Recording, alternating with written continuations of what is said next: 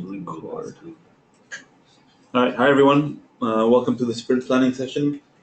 Um, so there was a thread on the email on the mailing list about what we should prioritize for the upcoming initial release. Um, so I have my ideas, but before infecting your brains with my ideas, maybe we should go around the table and see, or people who have opinions should speak up about what they think should be prioritized for this release. So from the viewer point of view, I think we should there's a little bit of work left to finish off multicast and make it work properly in an automatic way. So I think we should do that work and just have that be released as part of the first release. So this is like syncing the state properly between instances, making sure that we have enough configuration so that we can put the right multicast routes in the store and have the fabric read that store and automatically provision the routes. But there's currently a few missing pieces, so we should finish that. The missing pieces are? Like, right now, nobody automatically puts the source or sync ports into the multicast store. Right? So PIM knows the source port and IGMP knows the thing. Yeah, right. There's another app that knows. So IGMP does that. It tells you which one is the same. So there's two instances, right? And one is from the point of view of the fabric, and the other is from the point of view of the All right. All good. I think this is the multicast. I think I would agree with the thread that got going this morning with Larry putting the importance on getting the end-to-end system going for a developer environment, right? So whatever we need to do to get that happening. Yes. So I think I think the multicast example is a great. No. David? I'm here mostly just to kind of observe the process and see how we can get people involved. You guys, the UI team? No? Not mandatory for the release. Okay, good. Charles, right now I have two pending big stories. One is that support dynamic config for Celestica in-band control. Right now, the stuff I demoed last Friday is only for the data plane, right? We also need to. Yeah. So about that. So I had a chat with Scott and Andy this morning, and so we've enhanced the data model. Scott is going to enhance the data model for the OLT. So there's going to be the data model for what we currently have, the S tag and access device config. Basically, the on-OS access device config will be modeled in XOS, as well as the access agent config part, which will be what you need to be able to provision the inbound control based on that information. So that information will have to go to two places: VTN and you, and you being the fabric, and that will allow us to provision automatically spin up. And I have a story on my side to Dockerize the OLT agent so that XOS can kick off that OLT agent. So is that what you were referring to? Yeah, that's the first thing. And the second one is Fabric Control as a Service. Fabric Control as a Service. This is a very huge story. Well, so hold on there. Hold your horses. What do you mean? So, like, right now VTN is managed by XOS, right? XOS owns generally the configuration for VTN. And it does the same for Fabric. So, same routing. Okay. Well, you have to keep in mind that the Fabric ONOS is a kind of like an infrastructure ONOS, right? So it will predate in like the genesis of Cord, at least for now in the foreseeable future. It will predate Cord. It will predate XOS. Because we need something to be able to carry traffic across the fabric before everything boots up. Right? So like the head node, well, is that entirely true? This might be an example where we could write it in this. They can. I'm just worried about the chicken and egg problem. You mean spawning VSGs? Spawning VSGs, managing this. Hold on, we can't hear anybody. Sorry, guys. You guys been trying to talk and you can't hear us. It's gonna be you. We can hear you, but I can't. I don't know that you can hear. Can you hear me right now? All right, hold on. It's gone to there. There. You may speak. I'm speaking. Can you hear me? Yep. Okay. Wasn't clear.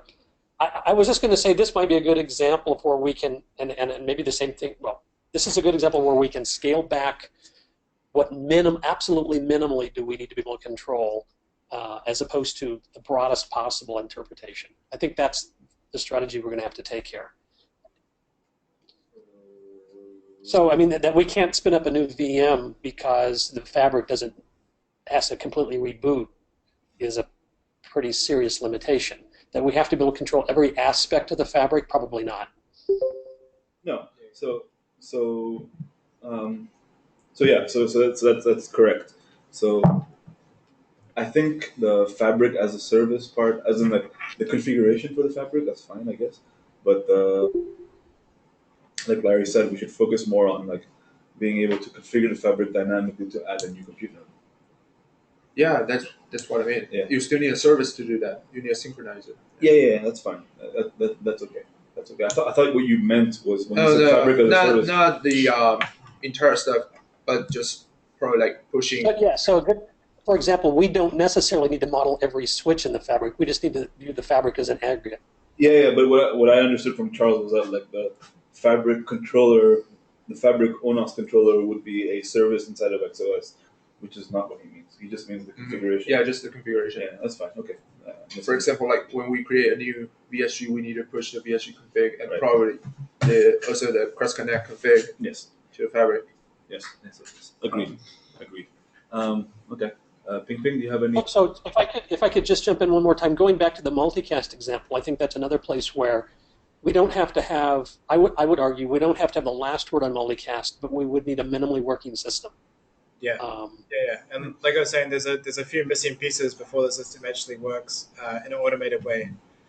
So before, when we were testing this for an ONS timeframe, we would manually put in some things. So it's just a little bit more stuff to be done to get that working. But I agree that it won't be a fully baked solution right now. Okay. So what was the decision? Are we doing it for the release or not? The part where this fabric stuff comes from XOS? Yes. Yes. At least the VSG cross connect, adding a new compute node, these kind of things. Yes. Okay. Those kind of things. Yes. Not the full blown fabric modeled in XOS. There's still lots of internal implementation that's hidden. Yes. Okay. I don't think that's possible in this sprint. What is not possible? The XOS integration part, the pushing config stuff. Why? Not enough time. Well, Do you want to just talk about priorities right now, or do you want to auger in on this one? no. Okay, that's fair enough. Okay, let's talk about. Well, I mean, so.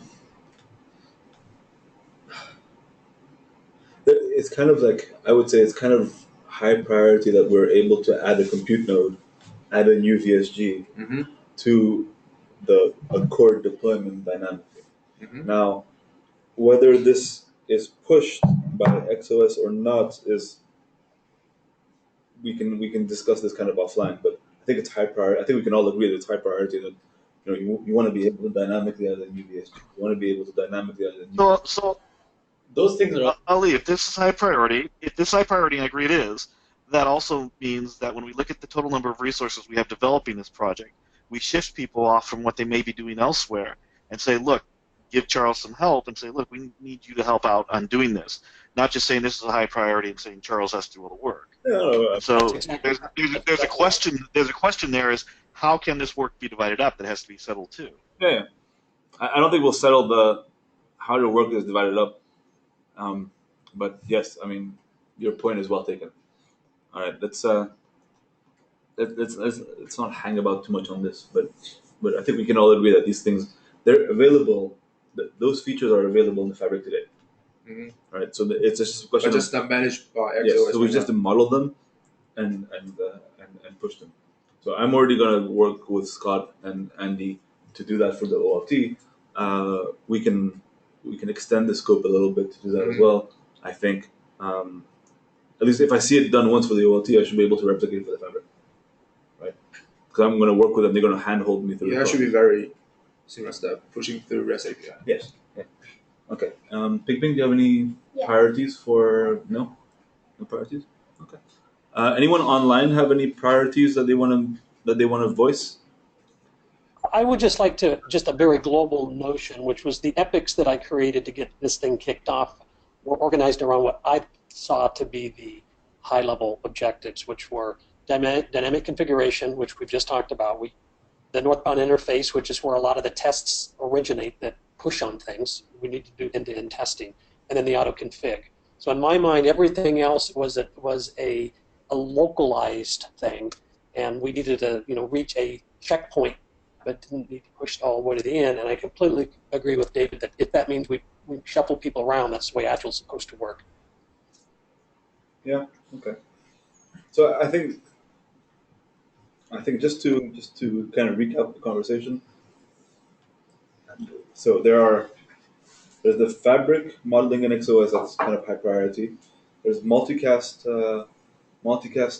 touch-ups to finish that implementation. I think the last thing for me that's kind of high priority, and people may disagree, is like we finish what we started with foundational blocks of code to automate deployment. So we might not encapsulate everything, but it would be good if we had a vast majority of it prepared so that we can make use of it, at least to deploy a compute environment and the associated network elements cleanly and in a reproducible manner. That's kind of my other priority. That I think we've done pretty good work. While Zolt and David have done pretty good work in that direction already. We should just continue in that effort. Any comments on that? Surprisingly not. I think we plan to continue on that. So and go to take some of that to the next level. Okay. The only other priorities I put out was kind of that someone had mentioned end-to-end dev environment. Maybe that encompasses some of the work Zolt and I have been doing. And the other thing is I focused on is hardening and stability and repeatability. And eventually we got to get to some troubleshooting, right? Someone should be able to come up on the Slack or on the dev list and get this up and running more than just the single server test that Andy did, but kind of get a pod going very quickly. And where there are rough edges around that, we need to get that smoothed out. Yes, as much as possible. I mean, we shouldn't venture too much into the nitty gritty and the details of something. It's okay for a first release that there are some rough edges. I'm okay with that. And I think it is. Look, if you hear the best practices, and here's what we guarantee will work in some sense. Yes. And when you step outside those boundaries, yeah, you're a little bit in the Wild West, and those rough edges may be visible. But for that controlled environment, if you will, or that promised environment, it needs to be pretty rock solid, I think. Yeah, agreed. Okay. So I think I completely agree that getting the auto config is one way of characterizing. I think everything else eventually falls out from under that. But and I think, David, you guys understand throwing overboard those aspects that we can do without on the first pass, and there's a sort of a minimal subset. So I'm pretty confident that's going to happen. And moving, for example, XOS out of its current GitHub repository into Garrett is a key part of that, because in the services breakout, we got to have the container for ONOS. I think those all fall out at that point. I would sort of start there and work backwards. Okay. So can you make a list and send it out on the mailing list at least? Of priorities? Of priorities, of must-haves or whatever, and then we can see if our sprint actually reflects those priorities or not. The stories in the sprint, the responsibilities of each person actually reflect those priorities or not. Hold on. Let me try and do that in a reasonable way. So multicast. So are you saying because the stories don't exist, we can't just order them right now? I'm not sure. I think Because it seems like what you're I asking. think they exist. Ordering stories. Yeah, it would be. So we can let's do both. Let's take a list and I then don't mind doing both. I just didn't want to do extra work. No, that's fine. No, I didn't mean you have to do the list now, but I'm just taking notes so I remember what we said. Otherwise, my brain is not that good. Uh, and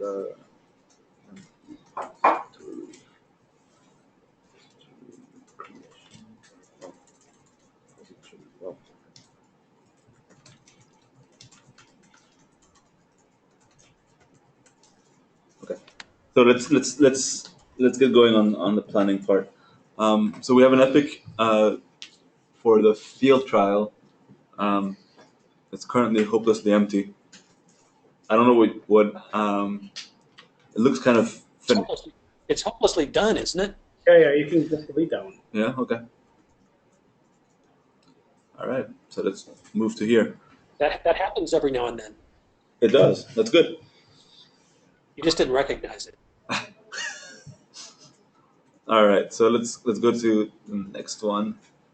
So that's June release bug.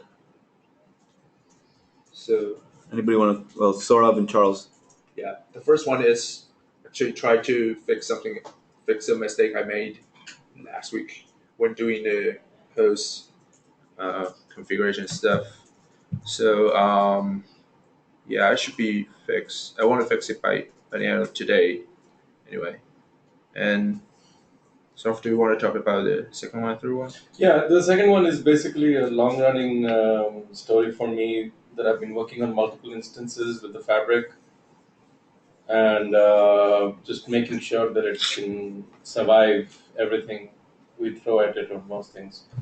So I continue to do that. And the third story over there is actually a problem in Broadcom that I'm hoping that I can convince them to give it to me early enough. Right now, they're going to give me a release at the end of June, which is no good for us, but at least some of the critical, at least some of the other stuff we have worked around, but this one I'm hoping I can get early enough from them so that it can actually get into the release. So the other ones in the backlog are the ones that won't make it into the releases, but we have worked around mostly. So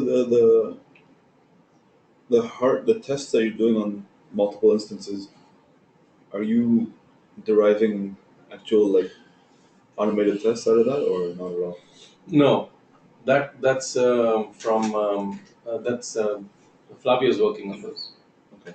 But someone's working on automated tests. Oh yes, Flavio is using Teston. using. So, can I say something about the multiple instances ones? Sure. Yeah, so if you guys, because I wasn't really putting too much priority in the one with multiple on those instances. If people think that it's a really, so for example, I was putting more priority in my mind on the multicast and on the view router integration than the multiple instances tests. But the point is, if that's really, really important, then I'll start focusing more on that too.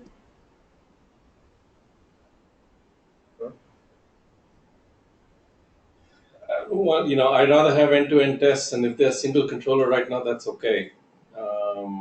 I think end-to-end tests are more necessary than testing multiple controllers. But how's it different though? it's more infrastructure work to do multiple tests, multiple controller tests. All right. Well, I don't know. It's really, we need both. So, I don't know how to prioritize other than saying I can do end-to-end with single controller and multi-controller doesn't add up. Okay. All right. So let's move on to the June release test. That's Flavio. Yeah, so for now, for this sprint, what I want to get done, a lot of this is already in progress. So the first two ones, the in-rack connectivity and the full connectivity one. So first I broke down the stories from the last sprint. Now I broke down in a bunch of stories, so it's easier to manage. So the in-rack connectivity and the full connectivity tests, in this way, we just test for a single controller managing it. So then I will also get down the VLAN cross connect. I should have space for one more, but I will add that after I get all of this done. So it should be either the multicast or the vRoute integration for this sprint. Yeah, but for now, these three. These are fabric tests, right? Where are the tests for other things? Like other parts of the system? Or What's the question? it's not a question to you, Flavio. I'm actually asking Ali. Like the All right. OLT, Everything vRouter. else, yeah. Where are all the other tests that we should be having? So I think Sienna was doing some work on vRouter tests. Yeah. OLT is such a moving target. I mean, like it's continuously moving. We have our test suite that tests the OLT itself. We don't have end-to-end tests including the OLT. But these will come eventually. But I mean, like we have to be able to automate it in an automated way to build out the whole environment and test against it. So the June release is only going to have fabric tests? Well, it has to. Well,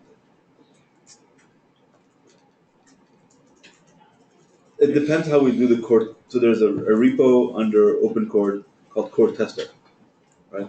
Depends what we can pull into there for OLT tests, for other end-to-end tests that we're going to do. Where are the stories for That I don't know. They should be here because that's maybe David can help here because that's Sienna is taking Core Tester. David, do you have any stories for the Core Tester? Not for the core tester right now. We've been well. Actually, that's not true. We've got the core tester code that was just pushed actually to the repo last week, I think, or early this week by Zolt. And that one of the issues is to integrate that in with the OpenCore the repo for this sprint. What it tests, I'm trying to actually remember exactly what it tests because it did test some of the vRouter and VTN stuff because I thought they had some issue where the vRouter was broken last week, and so their tests were failing as they should. So there are some aspects of that is testing. A lot of it is, again, around kind of the protocol level support, not the software support. That make sense? Yeah. Okay, but we probably need a little more information about what's going on there so that we can track it. Okay, and I'm trying to get right now those individuals that have been working on it Jira accounts so that they can start putting their issues in this Jira, into these sprints. Okay, sounds good. Sounds good. We all know what the release means. I don't. The release? When you guys say the word June release, right? Is there a description of that somewhere as to what it's actually going to encompass? No. Okay. We had two things in mind. Which was one was a kind of like a dev environment. Now we can't use the term code in the box anymore because that's been owned by someone else now. But it was like a single instance, well, a cloud instance of Cord, where we can run our development and do our tests, and then there's the hardware deploy environment that Zolt and David have been working on. Now that environment can be used for both, pending some target modifications. But that was my understanding of the two releases: one to deploy against hardware, one to deploy into a VM environment. Now, two releases, meaning one in June and one after June. No, both those. No, there's one release. This is the initial reference implementation. We don't have a name for it yet, so we just called it the June release. Okay. But what does? Where's a description of what the June release is? Well, there isn't one. That's in some respects, that's how we prioritize things right now. The notion is that there ought to be at end-to-end, that we have a minimally acceptable continuous integration, continuous delivery model, and the targets for that delivery are the pod and a convenient devel environment. Who's this release targeted for then? I guess my question would be, I mean, what you described was, hey, you can develop XOS in this June release. So does that mean the target audience for this release is a developer community? It wasn't XOS, it's Cord, and it's for the develop. Well, there's two. I'm sorry, it's the developer community. Yes, some people want to develop on the full pod. Some people are still writing services, so they're happy developing on a minimal hardware. That's the in the box. By the way, who might use Cord in a box? I did. I said the words cord in the box. Yeah, I know, but then you said that we can't use that because someone else has it.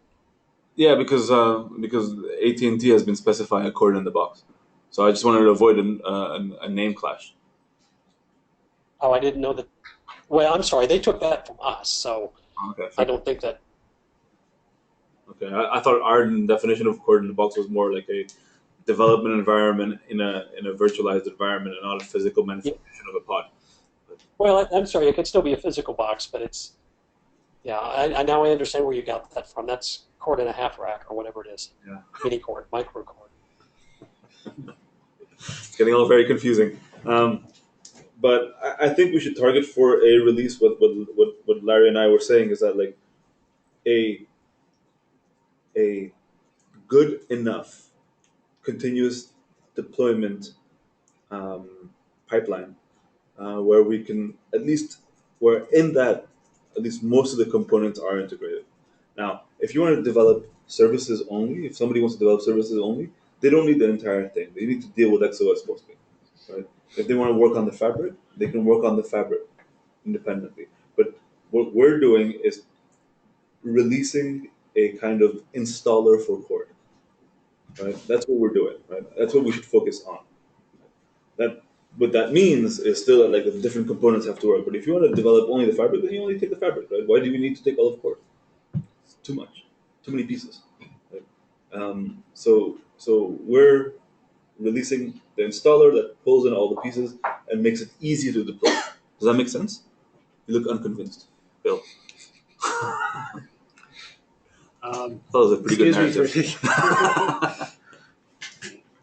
So if we're trying to get to something in June, which is just 5 weeks away, I just would feel a lot more comfortable if I understood the scope of what that is. That's all I was after, right? And I don't know. So I think we could. Well, we could write. We probably should write this down. I mean, we're throwing words around, but I think it is possible to put this in a fairly concise way. Okay, but I don't understand what the release consists of, because arguably most of the components of Cord have already been released in their own way, right? But there is no installer, or there is no overall installer that allows us to deploy all of this, and that's what we're marching towards. So I think the two key things are that installer, but it will install for you a Cord that includes components X, Y, and Z. It will include virtual subscriber gateway, virtual router,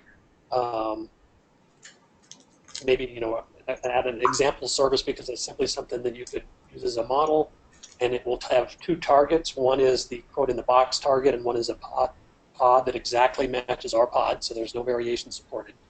And the CI/CD aspect of it is there, and that is a characterization of the installer. That if you put a new piece of code in it, you turn the crank, you do the build, you do the integration, you run the test. Okay. Does that make sense to everyone? Well, if you put it on paper, that would be wonderful. I will do it, and I'll send it to the email, and then we can futz about the wording of it. But hopefully it'll be clear. You'll recognize all the parts. Okay. All right. Let's move on.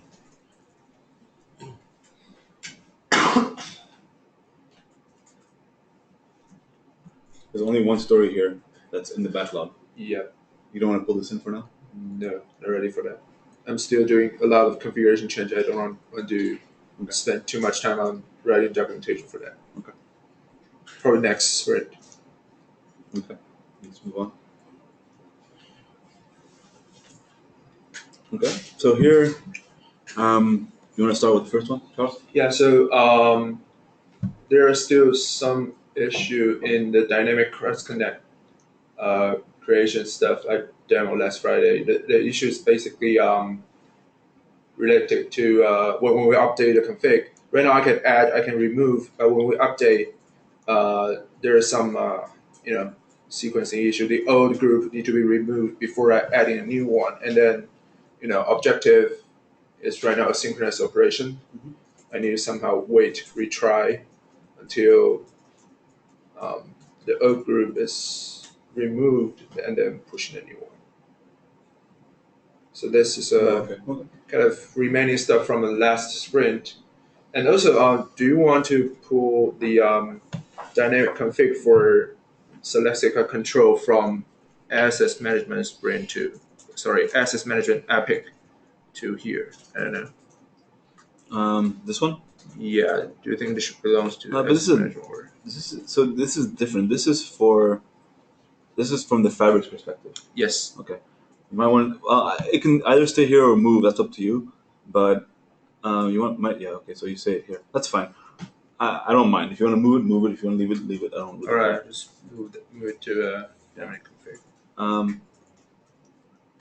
Okay. The other two stories are XOS. So, like I said this morning, we worked towards getting a data model for VOLT configuration. So Scott's going to build that data model. Then I'm going to take. So I'm guessing this has to come in.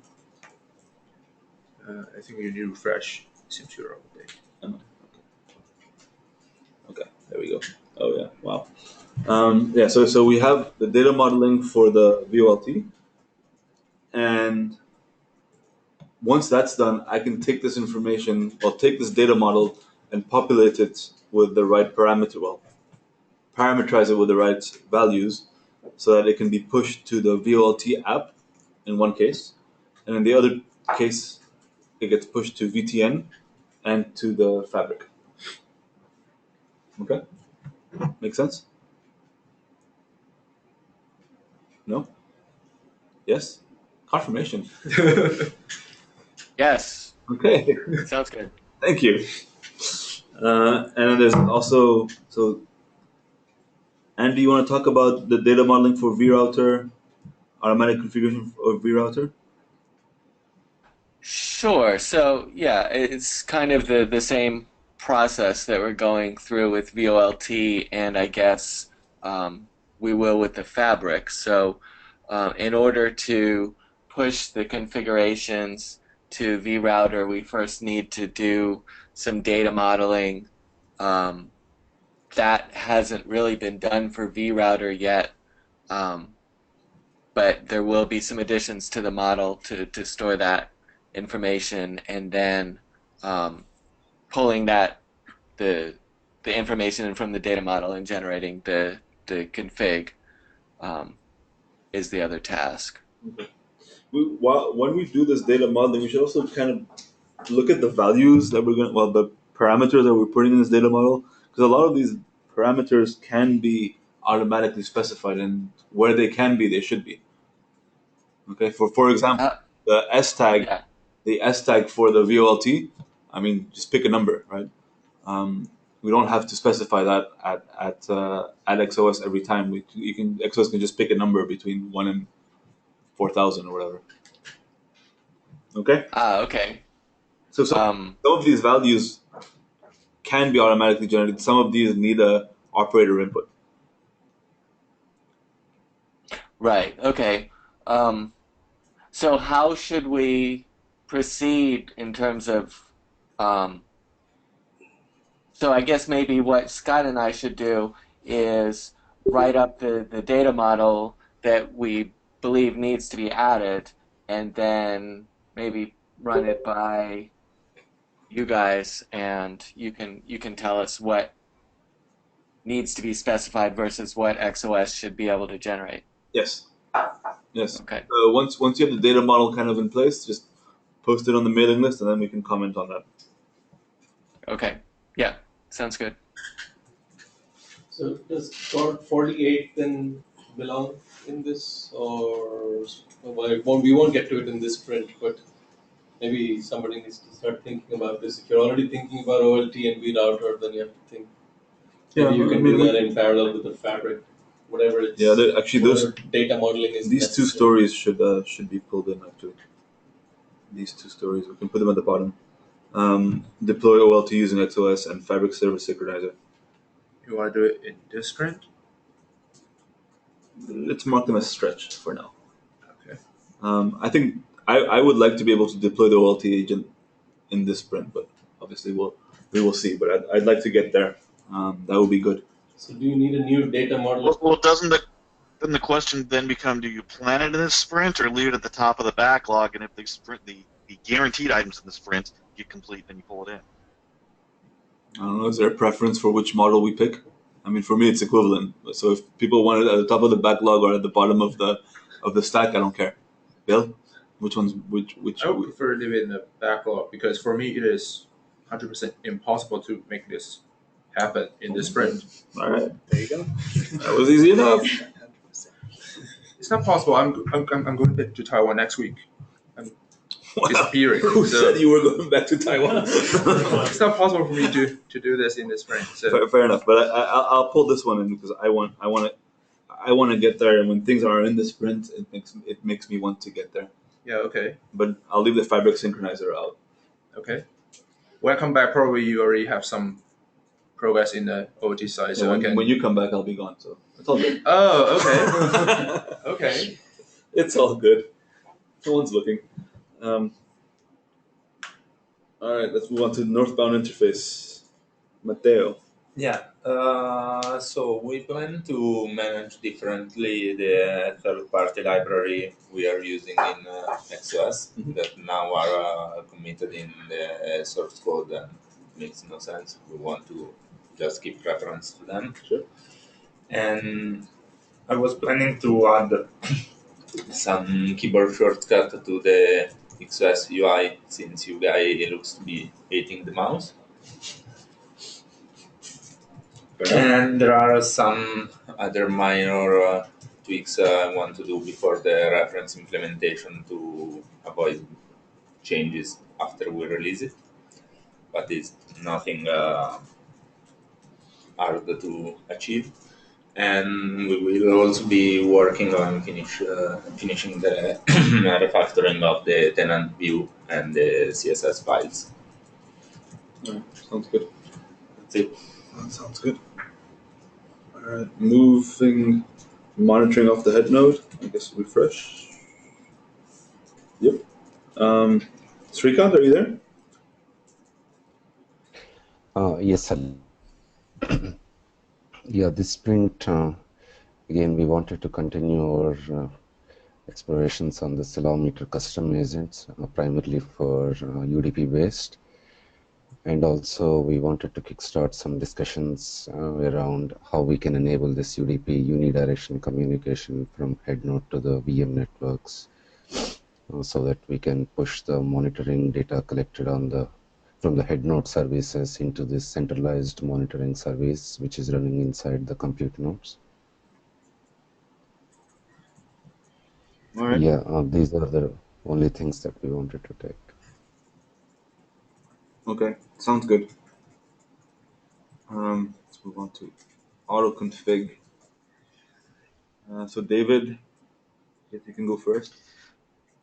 Yes, certainly. We're really just taking the next steps in the autoconfig to allow a quick deployment of core either to a physical hardware or a virtual hardware stack, including some more automation around some of the virtual box stuff and write-ups, kind of a quick starts to how to get this into a physical pod, including what we expect the physical pod to look like. So as comments earlier, what the physical pod is going to look like is going to be a conversation. We have to agree on that, and that's going to focus some of that how that automation goes.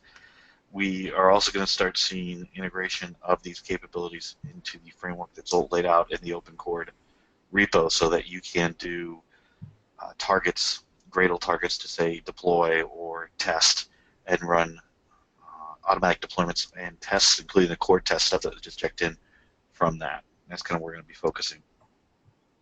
Okay. And just a question.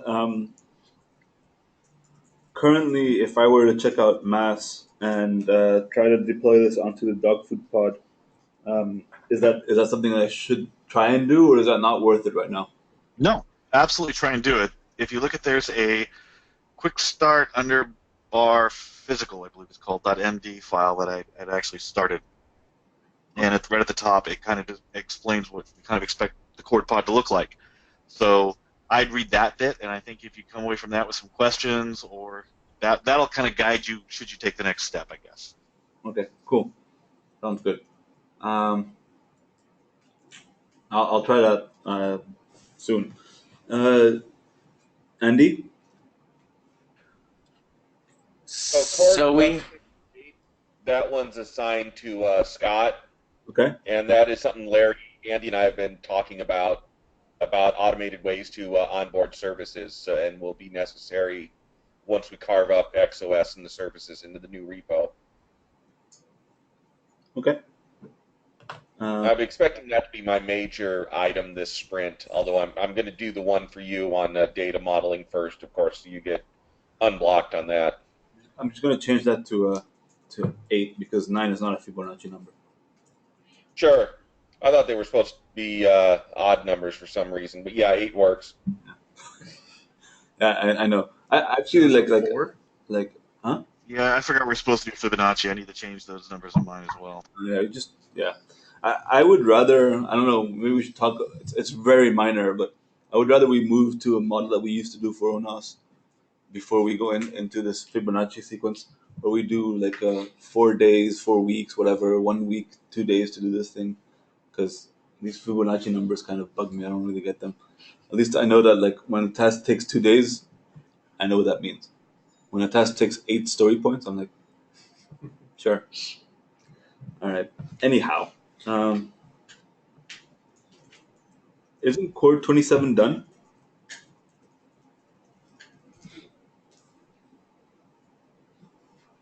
No, it's in progress. Oh, yeah, that is. That's Zolt's. I'll just pull that in. I don't know if I didn't. Is there anything? I don't know if he didn't mark it done because he was just waiting for people to try it out. Yeah, I tested it out. It works just fine. Yeah. I posted one. There was one bug, and I think Zold was working on that. Yep. So actually, he's working on this one. So, is there anything in the backlog that needs to be either closed or pulled in? I went through the backlog. I don't think we want to close anything. I looked at existing story points to say I'm not comfortable pulling anything in. I kind of follow the philosophy that what I get in the sprint, that's guaranteed to be done. We can pull other things in when other things are complete. I'm trying to say get more people on board, and we should perhaps see other things pulled in or even added to the sprint. But until they get access to this, that's not going to happen. Because I know Zolt wanted 33 of the Jenkins stuff pulled in, but we don't really have. It's not guaranteed it's going to happen at this point. Okay. Oh, I'm sorry, I did leave one. You can go back. I thought I put it in 167, the bottom one. 167. Quick start. Okay. All right. Moving on to access management. So here there's a couple stories.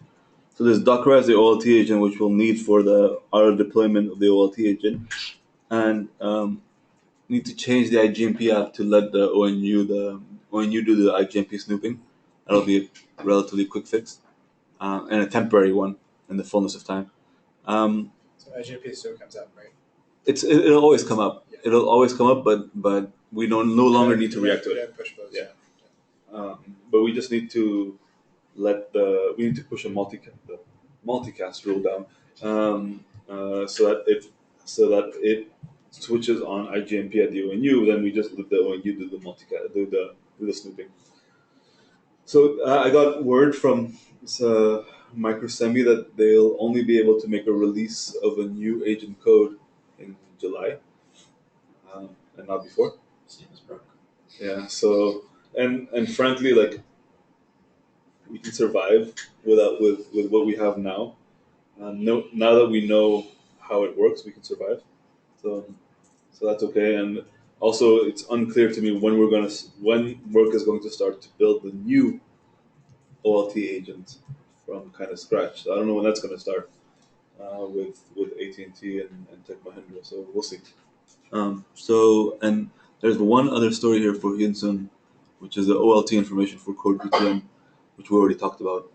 Yeah. So that will come into. So there's a bunch of issues with our epics. So yeah, I guess you want to talk about those, Hyunsun? I'm working with Scott about defining new XOS VTN APIs from last sprint. Mhm. Part of it has been done already, and maybe this together will finish it. And the second one is implementing the API client side in the VTN, but it also needs a server side implementation. I'm not sure Scott has a plan to implement the server side. Okay. Yeah, you've defined the VTN APIs at XOS. You need a server somewhere now. Yeah, in XOS. Okay. Well, Are there VTN tests? VTN tests. Automated tests? Automated tests, not so much. No automated test. How about Virat? You have. So Sienna guys have been working on Virat tests. We'll have to. So I'm a bit worried about these tests because, well, one, we don't have many of them, but that's largely kind of okay. We can survive. I'm worried that like there are different technologies used to build a test. Like test on is used for the fabric, and then the core tester is used for VRoute, and then maybe something else for VTN. We can't do that, right? We need to agree on a single framework for tests. That's okay. But for the meantime, you're doing piecewise testing anyway. Yeah. You're not really doing end-to-end automated tests. Yeah. So for piecewise testing, at least it's important to have the test. Yeah, piecewise testing. Again, yeah, we can do piecewise testing. We have unit tests, we have stuff like that, but we don't have the functionality tests. So do we have a set of regression tests that run? Is there an automated regression test suite? Not yet. Is there someone that thinks they're building one? Yes. So Fabric, Flavio's been working on that, right? So that's why it I'm uses talking test about so somebody gets a package, right, that Larry's defined in an email, right? Either a single box or the full pod. How would one develop make any change in there and then regression test that change? So those tests are going to come. So that was part of that story about Jenkins, where the once we deploy to a pod, we can point Jenkins to it, and Jenkins will start automating end-to-end tests of it. Right, that's your regression test for the full system. Clearly, it was the auto configuration stuff and the automation part. So we're not there at building tests yet. Those will come. And just to point out, there's data plane tests and there's control plane tests, basically. And there's a set of the control plane tests are all driven from the northbound interface. And Matteo and Scott have been compiling a set of tests that poke at the northbound interface. So that's one half of the equation. Or it's contributing to the one half. Okay. Yeah. Jono, you added configuration for OLT that connects to the fabric. That's included already in another story. Yeah, another story. Okay. Yeah. So. And it's already basically Who's working on that? It's already done. So well, in the sense that yeah. So you don't have where the OLT is connected to the fabric. Yes. The connect point on the fabric. Yes. I have it. There. Oh, I'll show you. Okay. It's there. Not Yeah, crazy. that's fine. Can I just build this thing?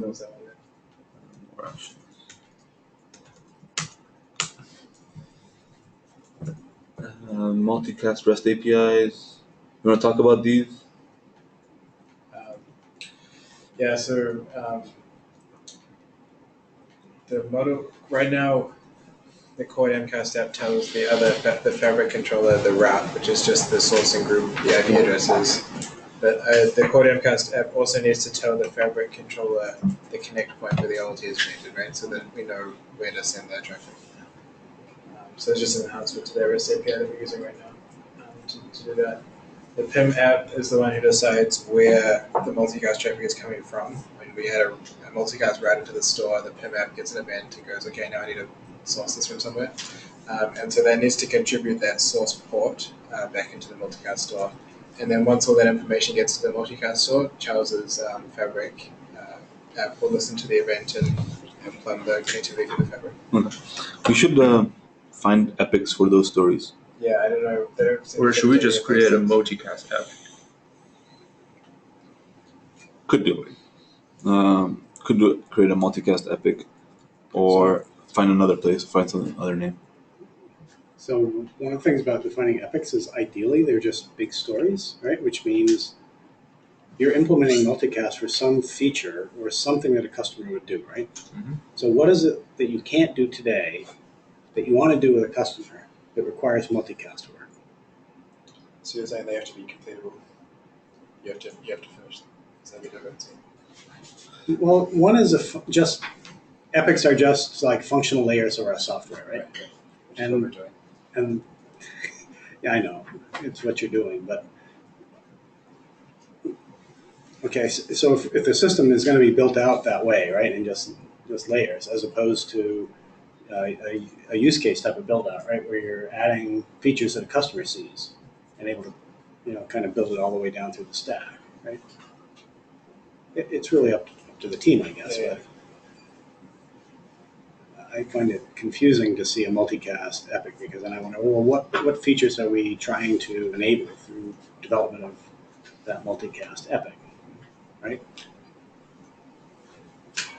So. I don't know. I mean, these, yeah. Well, there's two ways of building a system, right? On one hand, you're building things out from a customer's value perspective. What's the next thing you want to be able to do with Chord from a customer perspective, right? That requires some changes at a UI, at multicast, in different places, right? And that's what your stories become that are attached to that epic. No, it makes sense. I just don't know what the epic would be called in this case. Well, why would you have one for multicast? What do you need to add multicast for? If you're not going to enable something with multicast, then why do any work on it? It's IPTV, right? Okay, so maybe that's the epic is we can now change a channel on IPTV. Yeah. So I guess automated multicast provisioning system is. I'll let you guys come up with a name. We're not going to come up with a name now. All right, so that's.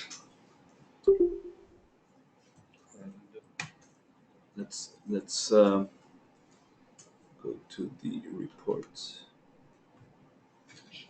All right, so who's this? I'm looking for this. Where do I see how many stories have been, how many points have been added in all issues? So we've added 130 points. So another question is, do we want to make this a 2-week or 3-week sprint?